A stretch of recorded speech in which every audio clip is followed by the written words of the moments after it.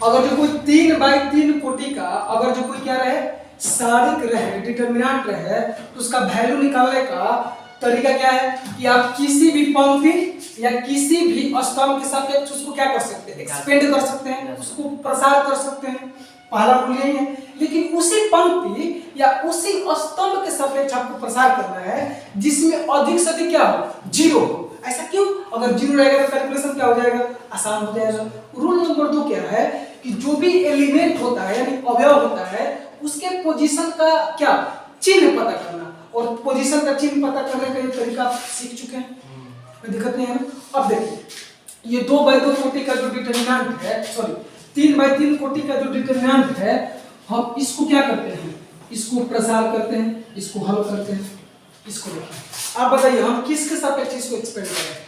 Sir zero किसी भी कर सकते हैं। हाँ। लेकिन सबसे आसान क्या होगा जिसमें अधिक से अधिक क्या हो जीरो। तो हम क्या करते हैं इसके सापेक्ष यानी रो 3 के यानी R3 के क्या R3 के सापेक्ष इसका प्रसार करते हैं। ठीक R3 के सापेक्ष इसका प्रसार करिएगा तो पहले क्या करिए इस जीरो जो है ना बाबू इसके पोजीशन का चिन्ह बताइए क्या है? Plus minus plus. जीरो के पोजीशन का चिन्ह क्या है? प्लस है, तो यहाँ पे प्लस कर दीजिए और जीरो को ही क्या करिए लिख दीजिए। बात समझ में आ रहा है कि नहीं आपको? हम R3 के सापेक्ष इसको क्या कर रहे हैं प्रसार कर रहे हैं। तो जीरो है तो जीरो जो है इसके पोजीशन का चिन्ह क्या है? प्लस। और जिसको आप मतलब जिसको ले रहे हैं जिसकी पोजीशन का चिन्ह ले रहे हैं उसी को लिख दीजिए। आप फिर देखिए कि ये वाला जीरो जिस पंक्ति में है और जिस स्तंभ में है उसको डिलीट कर दीजिए। डिलीट करने का मतलब क्या? उसको हटा दीजिए। तो जीरो के सामने का पंक्ति और सामने का स्तंभ हट जाएगा तो क्या बचेगा आप ही बताइए। तो 0 -2 -4 1 क्या बचा बोलिए तो 0 -2 -4 और 1। आप डायरेक्ट करिएगा लेकिन हमको सिखा दीजिए एक बार। अब यहाँ पे देखिए जीरो ये तो हो गया और इसका बारी आ गया तो क्या होगा बोलिए तो यहाँ पे प्लस है तो यहाँ पे क्या हो जाएगा ये माइनस। इसके बाद क्या जिसका पोजीशन लिख रहे हैं उसी को लिख दीजिए, जीरो लिख दिए। अब जीरो को देखिए जीरो के सामने का पंक्ति और सामने के स्तंभ को डिलीट कर दीजिए। डिलीट करने का मतलब क्या उसको हटा दीजिए। तो सामने का पंक्ति और सामने के स्तंभ को हटा दीजिएगा तो बचेगा क्या 1 -2 3 और 1 क्या बचेगा बाबू 1 -2 3 और 1 बचेगा।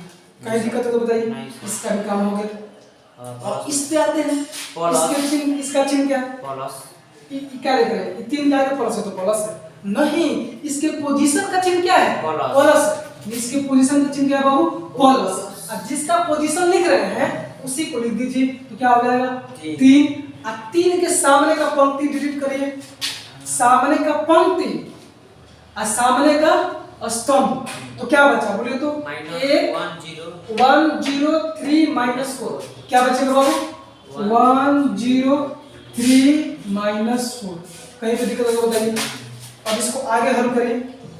आगे हल करिएगा अब जीरो हो जाएगा। आसान होगा कि नहीं। अब ये तो जीरो इनटू बोलिए अब 2/2 कोटि का कोई डिटरमिनेंट रहेगा तो उसका वैल्यू निकाला जाता है कि नहीं जाता है? कैसे निकालते हैं आप?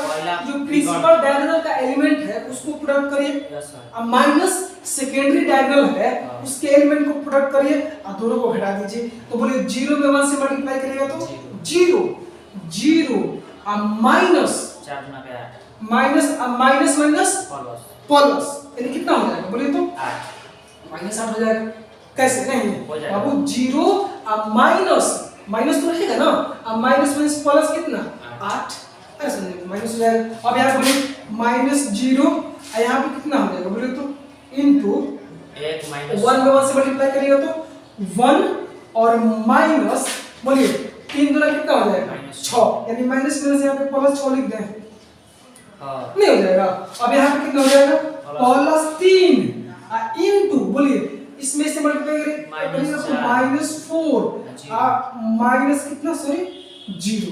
तो आप बताइए इसको अब कैलकुलेशन करने का कितना है? अब यहीं पे 0 लिख सकते थे लेकिन थोड़ा आगे कर दें ये 0 और ये भी कितना हो जाएगा ये तो टोटल 0 हो जाएगा 0 और प्लस यहाँ पर वैल्यू कितना हो जाएगा -12 3 इंटू कितना हो जाएगा बाबू -4 इज इक्वल टू इसका फाइनल रिजल्ट कितना हो जाएगा बोलिए तो -12 कहीं भी दिक्कत नहीं है ना आपको कहीं भी दिक्कत नहीं होता है तो यही करना है आपको हर एक प्रॉब्लम यही करना है कहीं दिक्कत नहीं सर चलिए